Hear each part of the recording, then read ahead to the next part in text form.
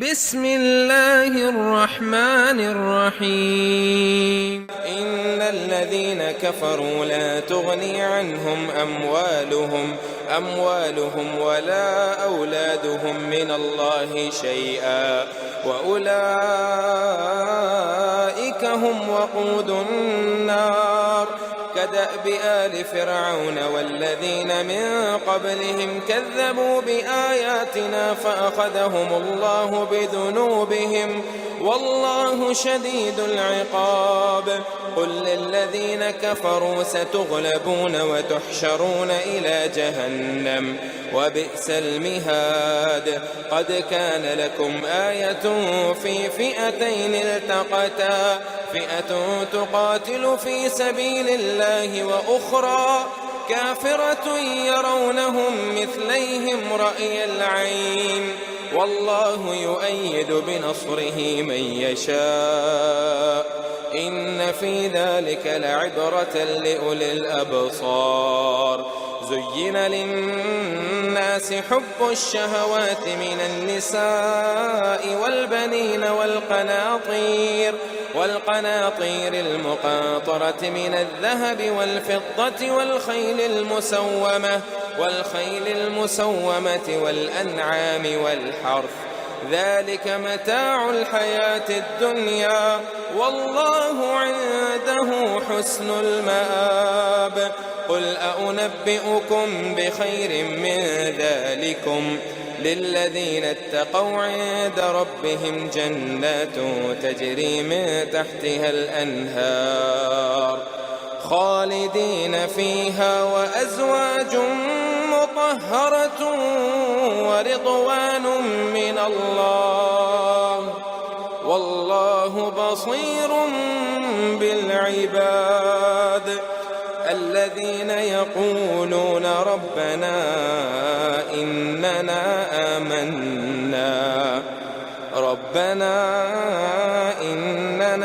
آمنا فاغفر لنا ذنوبنا وقنا عذاب النار الصابرين والصادقين والقانتين والمنفقين والمستغفرين بالأسحار شهد الله أنه لا إله إلا هو والملائكة وأولو العلم قائما بالقسط لا إله إلا هو العزيز الحكيم إن الدين عند الله الإسلام وما اختلف الذين أوتوا الكتاب إلا من بعد ما جاءهم العلم بغيا بينهم ومن يكفر بآيات الله فإن الله سريع الحساب فإن حاجوك فقل أسلمت وجهي لله ومن اتبعني وقل للذين أوتوا الكتاب والأميين أسلمتم فإن أسلموا فقد اهتدوا وإن تولوا فإنما عليك البلاغ والله بصير بالعباد أعوذ بالله من الشيطان الرجيم بسم الله الرحمن الرحيم رب اشرح لي صدري ويسر لي أمري واحلل عقدة من لساني يفقه قولي رب يسر ولا تؤثر وتمم بالخير रब ज़िदनी इल्मा। आज है रुकू नंबर 2 सूरत आल इमरान का और आयत नंबर है 10। इन्ना यकीनन अल्लज़ीना जिन लोगों ने कफ़रू कुफ़र किया लन हरगिज़ नहीं तुगनिया काम आएंगे गाइन नून और या इसका रूट वर्ड है अनहुम उनसे अमवालहुम माल की जमा है अमवाल हुम मिन उनके माल उनके और माल में ज़्यादातर करेंसी सोना चांदी और मवेशी वगैरह शामिल होते हैं वला और ना औलादा हम वलद की जमा है हम उनकी औलादा हम औलाद उनकी वाव लाम और दाल ही इसका रूट वर्ड है من اللہ اللہ تعالیٰ سے، من سے، اللہ تعالیٰ سے، شیئن کچھ بھی، وَأُولَئِکَ اور یہی لوگ، ہم کا مطلب ہے وہی لوگ، اور علامت ہم اگر الگ استعمال ہو تو اس کا ترجمہ وہ سب کیا جاتا ہے۔ وقود ایندھن ہے، اور اس کا روٹ ورڈ ہے واو کاف اور دال، الناری آگ کا۔ اب اللہ تعالیٰ اس آیت میں فرما رہے ہیں کہ کافر جو ہیں وہ جہنم کی بھٹیاں ہیں اور اس میں جلنے والی لکڑیاں ہیں۔ اب سورۃ مومنون میں آیت نمبر 52 میں اللہ تعالیٰ فرما رہے ہیں ان ظالموں کو اس دن کوئی عذر اور کوئی معذرت ان کے کام نہ آئے گی، ان پر لعنت ہے اور ان کے لیے برا گھر ہے، ان کے مال، ان کی اولادیں بھی انہیں کچھ فائدہ نہ دیں گی، اللہ تعالیٰ کے عذاب سے نہیں بچا سکیں گی۔ جیسے ایک اور جگہ سورۃ توبہ میں آیت نمبر 85 میں اللہ تعالیٰ فرماتے ہیں تو ان کے مال اور اولاد پر تعجب نہ کرنا کہ اس کی وجہ سے اللہ کا ارادہ انہیں دنیا میں بھی عذاب دینا ہے، ان کی جانیں کفر میں ہی نکلیں گی۔ اور اسی طرح سورۃ آل عمران میں 196 اور 197 میں اللہ تعالیٰ فرما رہے ہیں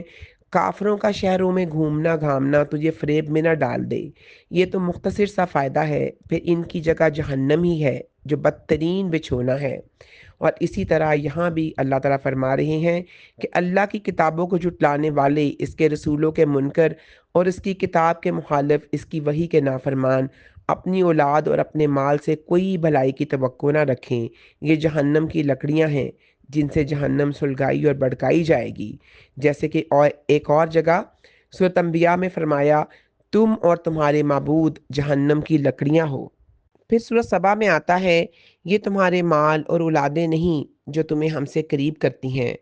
یعنی یہ مال اور اولاد کی کثرت تمہیں اللہ تعالیٰ کا پسندیدہ نہیں بناتی، یا کسی کے پاس مال اور اولاد کی کثرت اس بات کا ثبوت نہیں ہے کہ وہ اللہ کا بڑا ہی محبوب ہے۔ الا من آمن و عامل صالحا مگر جو ایمان لے آئے اور نیک کام کرے،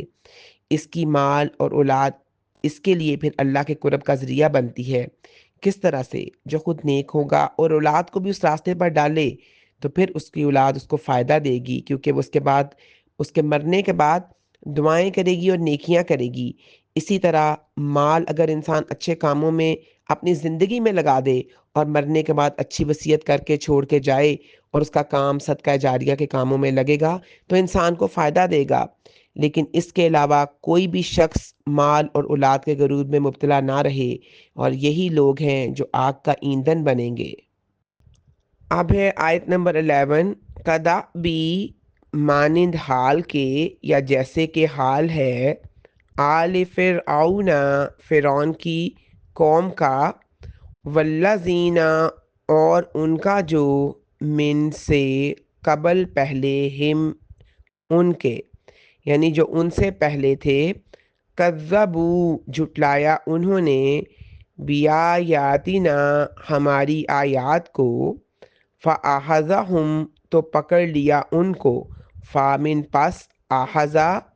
پکڑ لینا، ہم ان کو، لفظی مطلب تو یہاں پہ ہے پکڑ لیا انہیں، لیکن ویسے یہاں پہ مراد ہلاک کرنا ہے۔ اللہ تعالیٰ نے بذنوبہم بسبب ذنوب گناہ، اور ہم ان کے، اور یہ ذنوب کا جو لفظ ہے وہ ضم سے نکلا ہے، ایسا کام جس کے کرنے کی وجہ سے سزا ملتی ہے۔ واللہ اور اللہ تعالیٰ شدید العقاب شدید ہے، سخت ہے، العقاب عذاب والا، اور یہ عقاب کا جو روٹ ورڈ ہے وہ عقب ہے، اور اس کا مطلب ایڑی ہے یعنی پیچھے کی چیز، اور عقاب کا مطلب ہے وہ سزا جو جرم کے پیچھے دی جائے۔ تدابی آل فرعون ان کا حال آل فرعون جیسا ہے۔ کن کے حال کی بات ہو رہی ہے یہاں پہ؟ اہل مکہ کا حال، اور اس کے علاوہ جن لوگوں نے کفر کیا، اور یہ آیات نجران کے کانٹیکس میں نازل ہوئیں، ان کو حق کا پیغام دیا گیا لیکن ان کی سمجھ میں کچھ نہیں آیا، تمام دلائل کو ماننے کے باوجود بھی آخر میں وہ وہیں کے وہیں کھڑے تھے۔ تو پھر اللہ تعالیٰ نے فرمایا ان کا حال بھی وہی ہوگا جو آل فرعون کا ہو چکا ہے۔ داب جو ہے یہ حال یا حالت کو کہتے ہیں، اور آل فرعون کا کیا حال ہوا تھا کہ وہ پانی میں غرق ہوئے تھے۔ والذین من قبلہم، اور وہ لوگ جو ان سے پہلے گزرے، وہ کون تھے؟ جیسے سب سے پہلے ہم نے قوم نوح کا پڑھا۔ قوم نوح کو انہوں نے جب انکار کیا حضرت نوح کا، تو ان کو طوفان نے آ لیا اور اللہ تعالیٰ نے ان کو سمندر میں غرق کر دیا۔ اس کے بعد قوم ہود، جب ہم نے ان پر بانجھ کرنے والی ہوا بھیجی، الزاریات 41 آیت میں آتا ہے۔ پھر قوم صالح کے ساتھ کیا ہوا؟ سورۃ ہود میں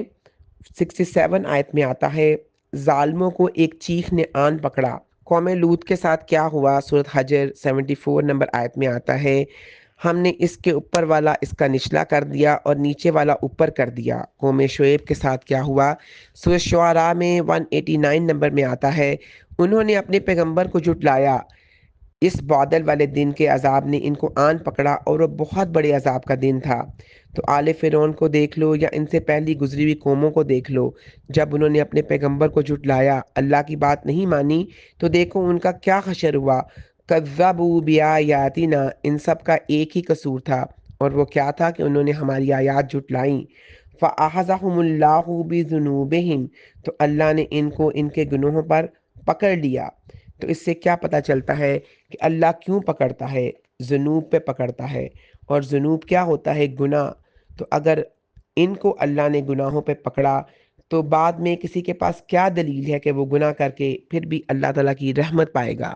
یہ ہم سب کے لیے سبق ہے۔ واللہ شدید العقاب، اور اللہ تعالیٰ سخت سزا دینے والا ہے۔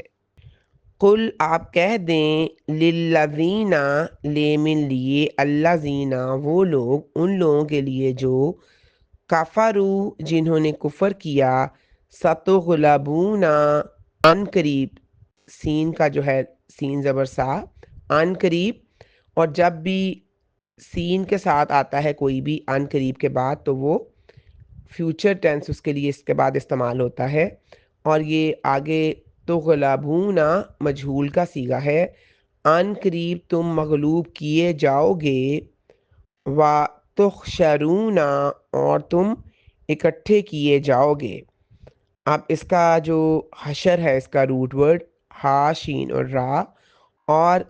اس کا مطلب ہوتا ہے کسی چیز کو اٹھا کر اکٹھا کرنا، الا طرف، جہنم، جہنم کے، وبئسا، اور بہت ہی برا ہے، المہاد، مہاد کا کیا مطلب ہے؟ ٹھکانہ، مہاد نکلا ہے مہد سے، اور مہد کس کو کہتے ہیں؟ جھولے کو، اور جھولا کس لیے استعمال ہوتا ہے؟ سونے کے لیے۔ تو یہاں پہ مہاد سے مراد ہے ٹھکانہ۔ اب اگرچہ اللہ تعالیٰ اس میں تمام کافروں سے خطاب کر رہا ہے، مگر خاص طور پر جو یہودی تھے مدینہ کے، ان سے اللہ تعالیٰ مخاطب ہے۔ ہوا یہ تھا کہ جب اللہ تعالیٰ نے جنگ بدر میں مسلمانوں کو فتح عظیم عطا فرمائی، اور اس سے متاثر ہو کر عبداللہ بن ابی، جو کہ رئیس المنافقین تھا، اس نے اپنے ساتھیوں سمیت اسلام قبول کر لیا، تو رسول اکرم صلی اللہ علیہ وآلہ وسلم نے مدینہ کے درمیان بسنے والے یہود بنو قینقاع کو مخاطب کر کے فرمایا، اے یہود، اسلام قبول کر لو تو عافیت میں رہو گے، ورنہ تمہارا بھی وہی حشر ہوگا جو مشرکین مکہ کا ہوا ہے۔ لیکن وہ بجائے نصیحت قبول کرنے کے شیہی میں آگے اور کہنے لگے کہ مکہ کے کافر تو جاہل اور فنون جنگ سے ناآشنا تھے جو پٹ گئے، ہم سے سابقہ پڑا تو سمجھ آ جائے گی۔ تب اللہ تعالیٰ نے یہ آیت نازل فرمائی۔ پھر اللہ تعالیٰ کا یہ فرمان، یہ پیشین گوئی، جس طرح حرف بحرف پورا ہوا، اس پر تاریخ گواہ ہے کہ سب سے پہلے یہی یہود بنو قینقاع جلا وطن کیے گئے، تو انہوں نے خیبر میں جا کر دم لیا۔ پھر یہود بنی نذیر جلا وطن ہوئے، تو انہوں نے بھی خیبر کی راہ لی۔ پھر بنو قریظہ کی باری آئی تو قتل کیے گئے اور لونڈی و غلام بنا لیے گئے۔ پھر خیبر میں یہود کی پٹائی ہوئی، تو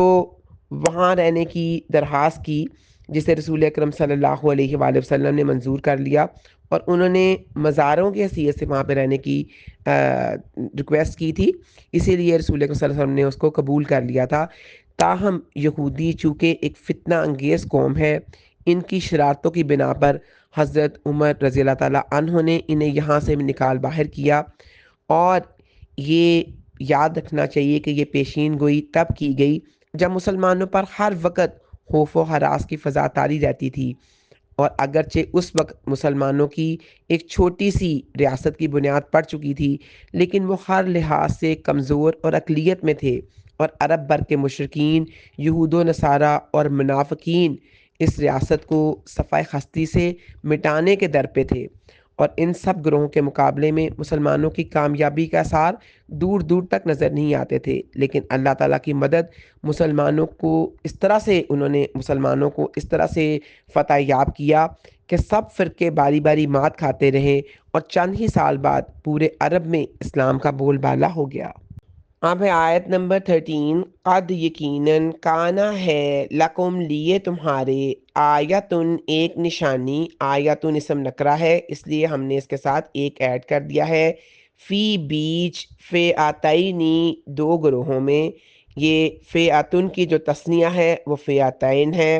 التقطا ایک دوسرے کے مقابلے میں آئے، التقطا میں اہتمام کے ساتھ ایک دوسرے کے سامنے آنے کو کہتے ہیں، فئتن ایک گروہ تو قاتلو لڑ رہا تھا، فی بیچ سبیل راستہ اللہ ہی اللہ تعالیٰ کے، و اخرى اور دوسرا گروہ کافرتن کافر تھا، یرونہم وہ دیکھ رہے تھے ان کو، یراؤن وہ دیکھ رہے تھے، زیادہ لوگوں کے دیکھنے کے لیے آ رہا ہے یراؤن، ہم ان کو، مثلیہم اپنے سے دگنا، ایکچولی یہ مثلین تھا، مثل کا جو تثنیہ ہے وہ مثلین ہے، نون اس سے اس لیے اڑ گیا کہ مضاف الیہ ہونے کی وجہ سے، اور مضاف الیہ کا مطلب یہ ہوتا ہے وہ اسم جس کی طرف کوئی دوسرا اسم منسوب کیا جائے۔ رایل عین کھلی آنکھوں سے، رایا دیکھنا، العین آنکھیں، لیکن اس کا اوورال مطلب ہے کھلی آنکھوں سے، واللہ اور اللہ تعالیٰ، یؤید قوت پہنچاتا ہے، تائید کرتا ہے، بنصر ہی بے من ساتھ، نصر من مدد، ہی من اس کی، من جس کو، یشاؤ وہ چاہتا ہے، انّا بے شک، فی بیچ ذالکا اس میں، لعبرتن یقیناً، عبرتن یقیناً بڑی عبرت ہے، عین با اور راہ ہے اس کا روٹ ورڈ، اور لامن یقیناً عبرتن بڑی عبرت ہے، لیمن لیے، اول الابصار بصیرت والوں کے لیے، اہل بصیرت کے لیے۔ اب اس میں اللہ تعالیٰ کا جو روح سخن ہے وہ سب قسم کے کافروں سے ہے، اور اس میں اللہ تعالیٰ نے بدر کے میدان جنگ کا نقشہ بیان کیا ہے۔ مسلمان تعداد میں 1/3 سے بھی کم سے 313 تھے، اور ایگزیکٹلی یہ وہی تعداد ہے جو طالوت کے لشکر کی تھی۔ سورۃ بقرہ میں پہلے پارے کے بالکل اینڈ میں ہم نے یہ والا واقعہ پڑھا تھا کہ جب جالوت کی لشکر کی طالوت کے لشکر سے لڑائی ہوئی تھی، اور طالوت کے لشکر میں حضرت داؤد علیہ السلام تھے، اور انہوں نے جالوت کو قتل کر دیا تھا، تو اس میں بھی ان کی تعداد اتنی ہی کم تھی، یعنی کافروں کے مقابلے میں ان کی تعداد بہت کم تھی، اور اس کے باوجود وہ فتح یاب ہوئے۔ بالکل اسی طرح سے میدان بدر میں بھی مسلمانوں کو فتح نصیب ہوئی تھی، اور میدان بدر میں رسول اکرم صلی اللہ علیہ وآلہ وسلم نے مسلمانوں کو کچھ اس انداز سے کھڑا کیا تھا کہ وہ کافروں کو اپنی اصل تعداد سے دگنے نظر آتے تھے، اور یہ رسول اکرم صلی اللہ علیہ وآلہ وسلم کی ایک جنگی تدبیر تھی۔ حالانکہ مسلمان تعداد میں، اسلحے میں، سامان میں، خوراک میں، ہر لحاظ سے کافروں کے مقابلے میں کمزور تھے، لیکن اللہ تعالیٰ نے اپنی تائید سے، اپنی مدد سے مسلمانوں کی مدد کر کے شاندار فتح نصیب فرمائی، اور مسلمانوں کو سب کفار کے مقابل ایک جیتی جاگتی قوت بنا دیا۔ اب یہ جو غزوہ بدر تھا یہ بالکل کفر اور اسلام کا ابتدائی معرکہ تھا، جہاں پہ کفار کو اپنی کثرت تعداد اور اپنی جنگی مہارتوں اور ان کے پاس جو جنگ کا سامان تھا اس میں ان کو بہت ناز تھا، بڑا غرور تھا، اور دوسری طرف مسلمان صرف اللہ کی ذات پہ تکیہ کیے ہوئے تھے۔ وہ تو ایک طرف اپنے پورے جشن منا رہے تھے کہ ان کو فتح حاصل ہوگی، تو دوسری طرف مسلمان اللہ کے حضور دعاؤں اور نمازوں میں مصروف تھے۔ رسول اکرم صلی اللہ علیہ وآلہ وسلم نے ایک الگ خیمہ لگایا ہوا تھا جس میں پوری رات آپ روتے رہے، اللہ سے گڑ گڑا کر دعا مانگتے رہے۔ سیدنا ابوبکر صدیق رضی اللہ تعالیٰ عنہ خیمہ میں تشریف لائے، اور آپ صلی اللہ علیہ وسلم کی حالت دیکھ کر کہا اب بس کیجئے، اور لیکن رسول اکرم صلی اللہ علیہ وسلم نے دعا مانگنے میں انتہا کر دی۔ آپ نے دعا کے بعد یہ فرمایا، اے اللہ، اگر تو نے اس مٹھی بھر جماعت کو آج ختم کر دیا تو قیامت تک تیرا کوئی پرستار باقی نہ رہے گا۔ یہ دعائیں مانگ کر جب آپ خیمہ سے باہر نکلے تو آپ کے چہرے پر اطمینان کے آثار نمایاں تھے۔ اللہ تعالیٰ کی طرف سے آپ کو فتح کی بشارت جو تھی وہ مل چکی تھی۔ یہ بخاری شریف کی حدیث ہے۔ اب کافروں نے پہلے پہنچ کر ایک پکی زمین پر قبضہ کر لیا اور مسلمانوں کے پڑاؤ کے لیے سوائے ریتلے میدان کے کچھ بھی نہ تھا۔ اب اللہ کی تائید مسلمانوں کے ساتھ یوں شامل حال ہوئی کہ ہوا چل پڑی جس کا رخ کفار کے لشکر کی طرف تھا۔ ریت اڑ اڑ کر ان کی شکست کا باعث بن گئی۔ پھر اس کے بعد بارش ہو گئی تو کفار کے پڑاؤ میں پھسلن بن گئی اور مسلمانوں کے جو پاؤں تھے وہ پھسلنے کی بجائے جمنے لگے۔ اب تیسری مدد اللہ تعالیٰ نے یہ کی کہ مسلمانوں کے دلوں میں سکون اور اطمینان نازل فرمایا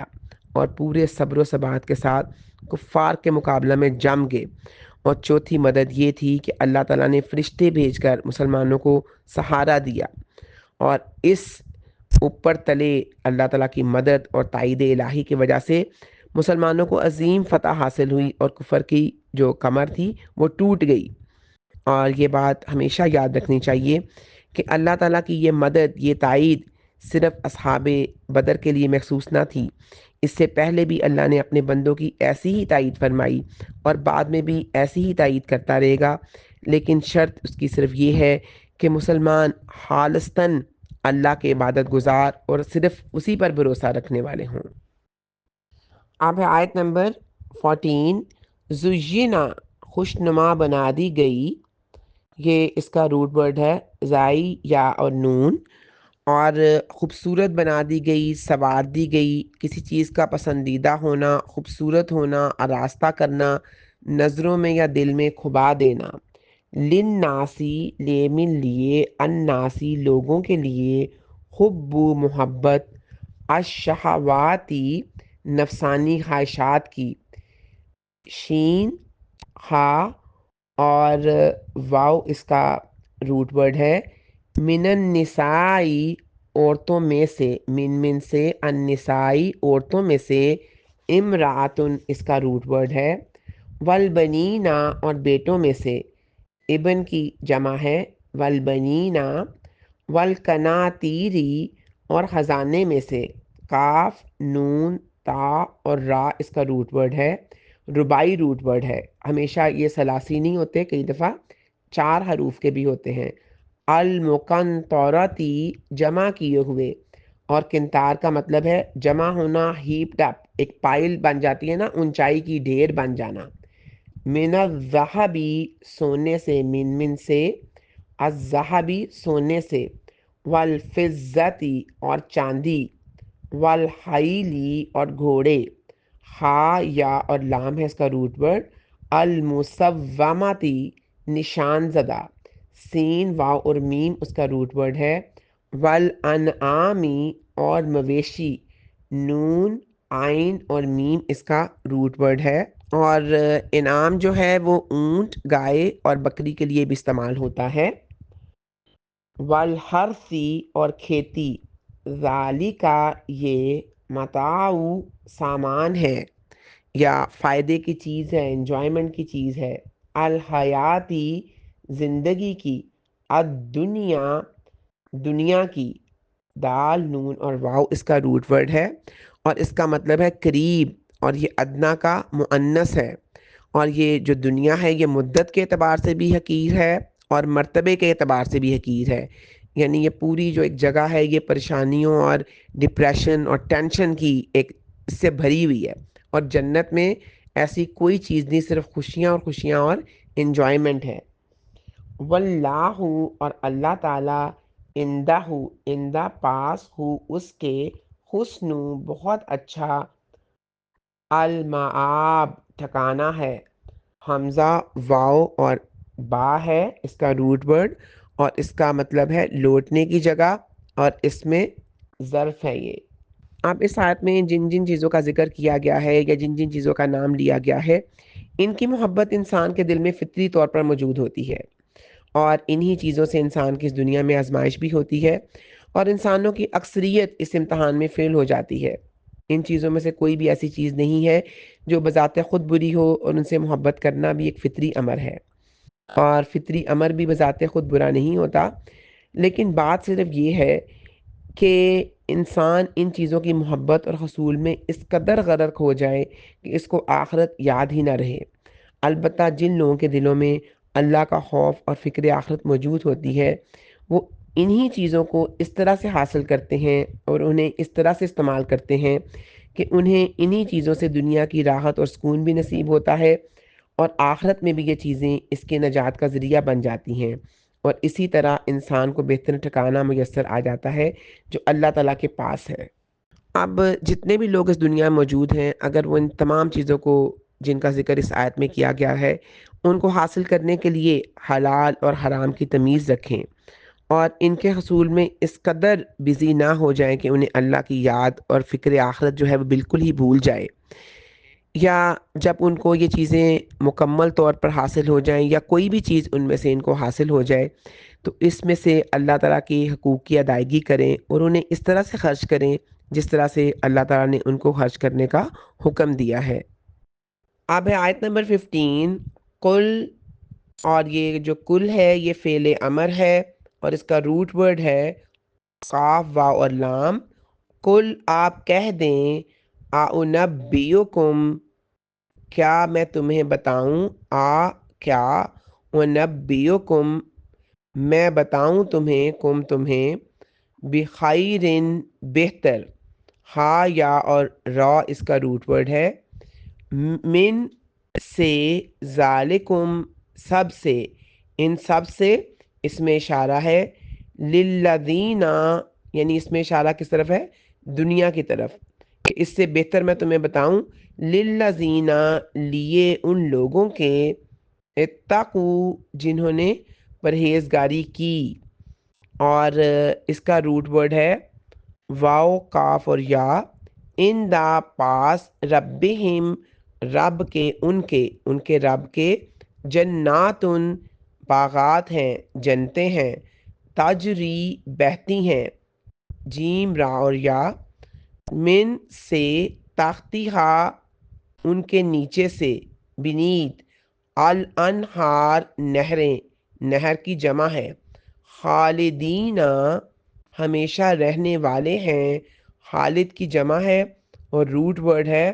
خا، لام اور دال، فیہا، بیچ اس کے، وازواجن، اور بیویاں ہیں، زوج کی جمع ہے، وازواجن، مطہراتن، نہایت پاک صاف، ورضوان، اور رضامندی ہے، من اللہ، اللہ تعالیٰ کی طرف سے، واللہ، اور اللہ تعالیٰ، بصیر، خوب دیکھنے والا ہے، روٹ ورڈ ہے با، صاد اور را،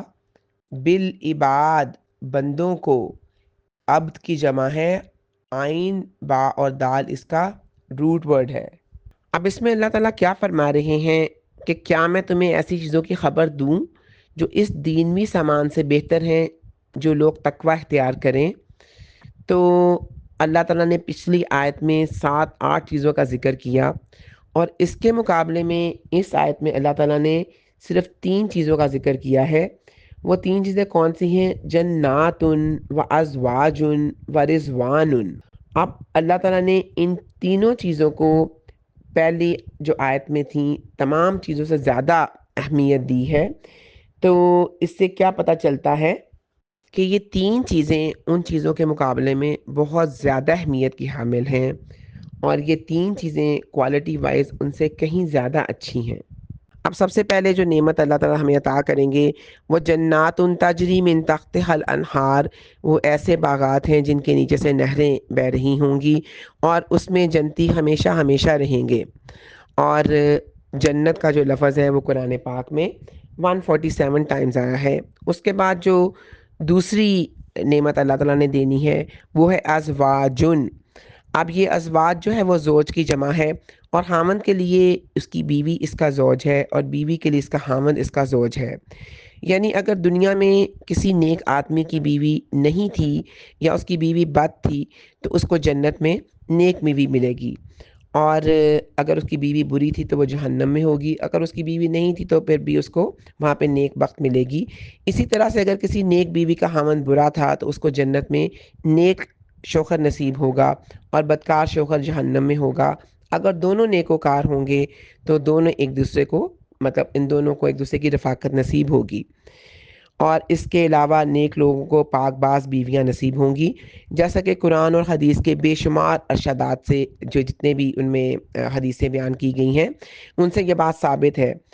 اس کے بعد جو تیسری چیز ہے ورضوانم ورضوانم من اللہ، جو تیسری نعمت اللہ تعالیٰ دیں گے وہ یہ ہے کہ اللہ تعالیٰ کی رضامندی نصیب ہوگی۔ حضرت سیدنا ابو سعید خدری رضی اللہ تعالیٰ عنہ کہتے ہیں کہ رسول اکرم صلی اللہ علیہ وآلہ وسلم نے فرمایا، اللہ تعالیٰ جنتی لوگوں سے پوچھیں گے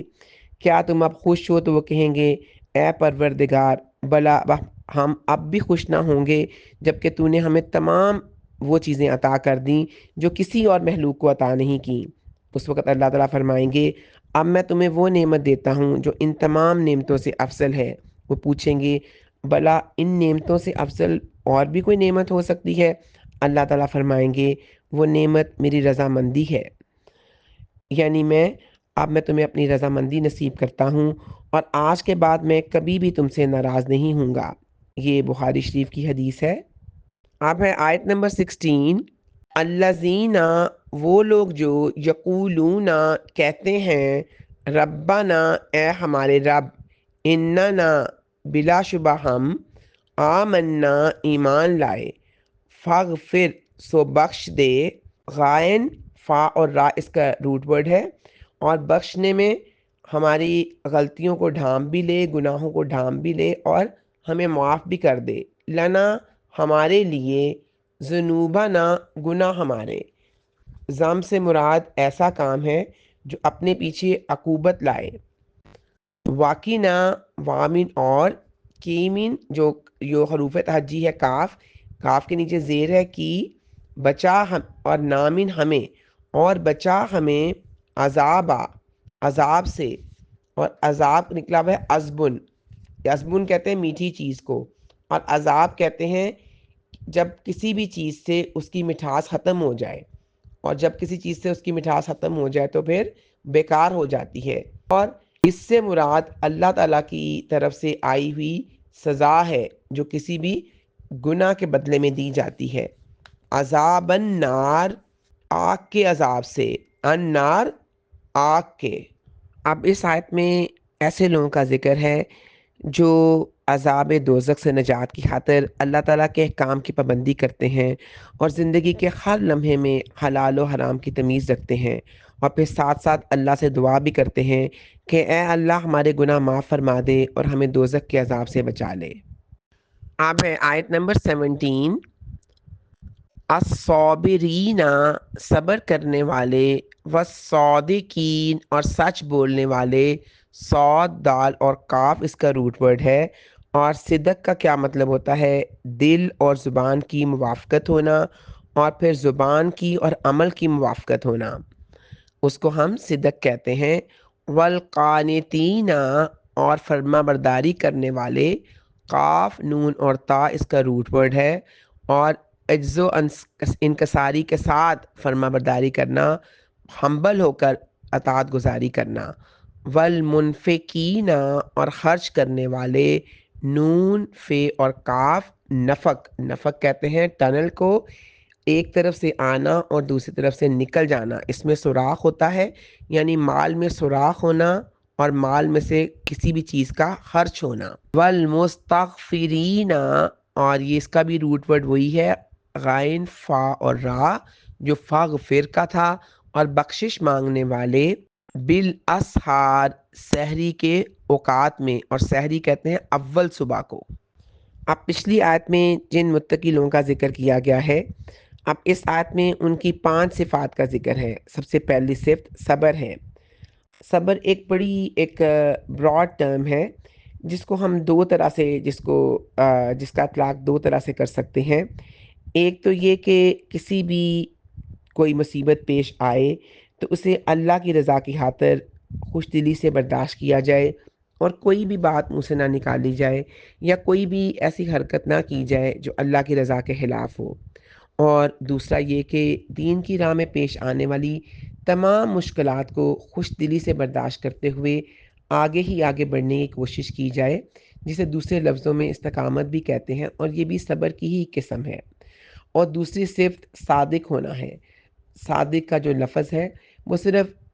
اسی ایک شخص پر نہیں ہوتا جو سچ بولنے کا عادی ہو، بلکہ اس پر بھی ہوتا ہے جو اپنے تمام معاملات میں راست باز ہو،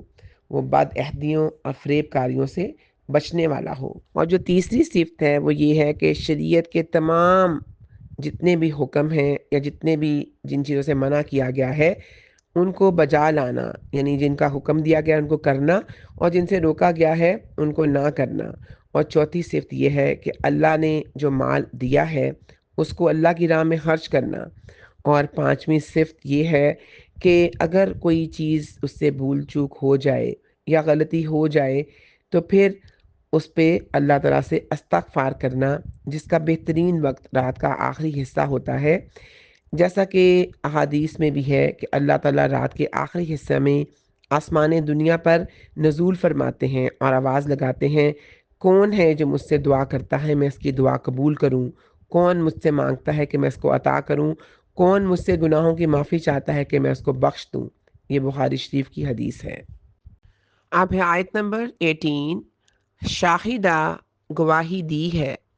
شاہدہ کا لفظی معنی ہوتا ہے کسی کو حقیقت سے آگاہ کرنا، اور یہاں پہ مراد ہے گواہی دینا، اور گواہی کون دے سکتا ہے؟ جو حقیقت کو جانتا ہے۔ اللہ، اللہ تعالیٰ نے، انہو، بے شک وہ، یقیناً وہ، لا نہیں، الہ، کوئی معبود برحق، الا مگر، ہوا وہ، والملائکۃ اور فرشتوں نے، ملک کی جمع ہے ملائکۃ، واولو العلم اور اہل علم نے، قائمن قائم ہے، فاعل کے وزن پر ہے قائمن، بالقسط انصاف پر،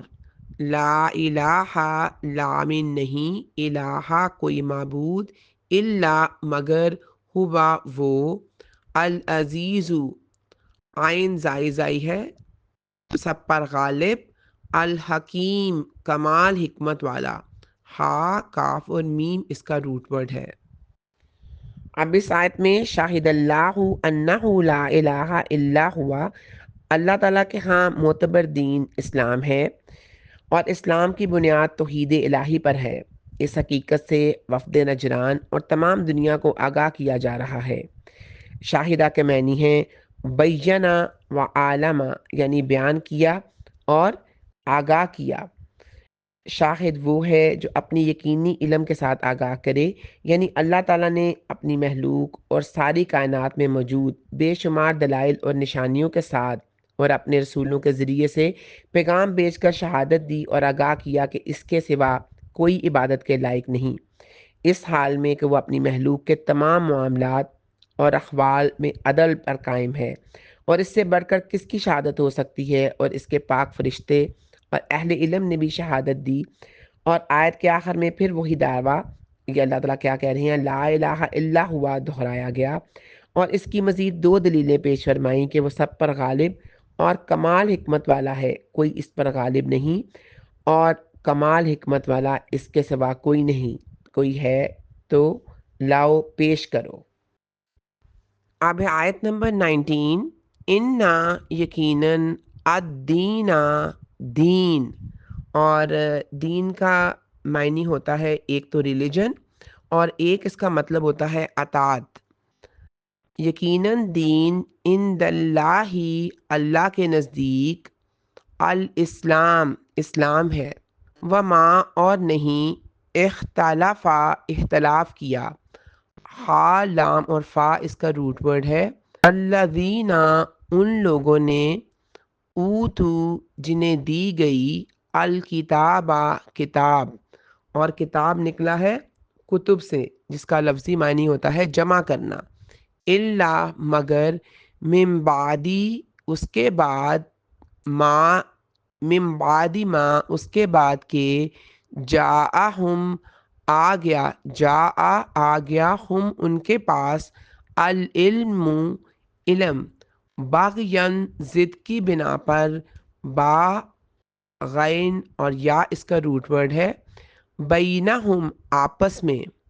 ومن اور جو یکفر کفر کرتا ہے کاف فا اور را اس کا روٹ ورڈ ہے بیایاتی آیات کا حمزہ یا اس کا روٹ ورڈ ہے اللہ تعالیٰ کی آیات کا اللہ تعالیٰ کی اور آیات دو قسم کی ہیں کونی اور شرعی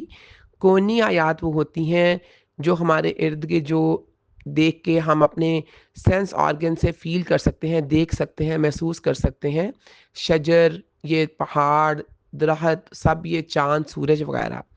اللہ کوئی بھی جو کفر کرتا ہے آیات کا اللہ تعالیٰ کی چاہے وہ کونی ہو یا شرعی ہو تو وہ کفر کرتا ہے فَإِنَّا پس یقیناً اللہ تعالیٰ سریع جلد لینے والا ہے سین رے اور عین ہے اور صورت جو ہے اس کا بھی روٹ ورڈ یہی ہوتا ہے صورت کا مطلب ہی جلدی ہوتا ہے الحساب حساب اب اللہ تعالیٰ کے نزدیک دین صرف اسلام ہے یعنی اپنے آپ کو اللہ تعالیٰ کے حکم کے تابع کر دینا جو اس کے رسول مختلف اوقات میں لے کر آتے رہے یہاں تک کہ اللہ تعالیٰ نے سب سے آخر میں خاتم الانبیاء کو مبعوث فرمایا اور رسول اکرم صلی اللہ علیہ وآلہ وسلم کے راستے کے سوا اپنے تک پہنچنے والے ہر راستے کو بند کر دیا اب اگر آپ صلی اللہ علیہ وسلم کی شریعت کے سوا کوئی اور دین لے کر اللہ تعالیٰ کے پاس جائے گا تو اللہ تعالیٰ اس دین کو قبول بالکل نہیں کرے گا یعنی جیسے کہ سورۃ آل عمران آیت نمبر 85 میں آتا ہے اور جو اسلام کے علاوہ کوئی اور دین تلاش کرے تو وہ اسے ہرگز قبول نہ کیا جائے گا اب جو شخص رسول اکرم صلی اللہ علیہ وآلہ وسلم کی رسالت کا قائل نہیں اور نہ آپ کے بتائے ہوئے طریقے کے مطابق اپنا عمل اور عقیدہ ہی درست کرتا ہے تو اس کا دین اللہ تعالیٰ کے پاس معتبر نہیں ہاں وہ توحید کا قائل اور دوسرے ایمانیات کا اقرار بھی کرتا ہو اور اس کے بعد ہے وَمَخْتَلَفَ الَّذِينَ أُوتُوا الْكِتَابَ یعنی اللہ تعالیٰ نے جتنے انبیاء بھیجے ان سب کا دین یہی اسلام تھا اہل کتاب نے یہ حقیقت جان لینے کے بعد کہ دین حق اسلام ہی ہے اور رسول اکرم صلی اللہ علیہ وآلہ وسلم اللہ تعالیٰ کے سچے رسول اور آخری نبی ہیں صرف حسد اور بغض کی وجہ سے اسلام سے انحراف کیا آج بھی ان کے لیے صحیح روش یہی ہے کہ وہ آپ صلی اللہ علیہ وسلم پر ایمان لے آئیں اور دین اسلام کو اختیار کریں پھر اللہ تعالیٰ فرما رہے ہیں سریع الحساب یعنی اللہ تعالیٰ کی طرف سے جلد محاسبہ ہونے والا ہے اور آیات الہی سے کفر کی سزا ان کو مل کر رہے گی اب ہے آیت نمبر 20 فَإِن پس اگر یا پھر اگر حاجو کا وہ جھگڑا کریں حاجو جھگڑا کرنا کا آپ سے ہا جیم اور جیم اس کا روٹ ورڈ ہے وہ جھگڑا کریں آپ سے اور یہ ایسا جھگڑا ہوتا ہے جس میں دلائل دیے جاتے ہیں تاکہ کسی دوسرے پہ غالب آیا جا سکے فَقُل آپ کہہ دیں قول اس کا روٹ ورڈ ہے کاف وا اور لام اسلم تو میں نے تابع کر لیا اسلم تابع کرنا تو میں نے سین لام اور میم اس کا روٹ ورڈ ہے وجہیہ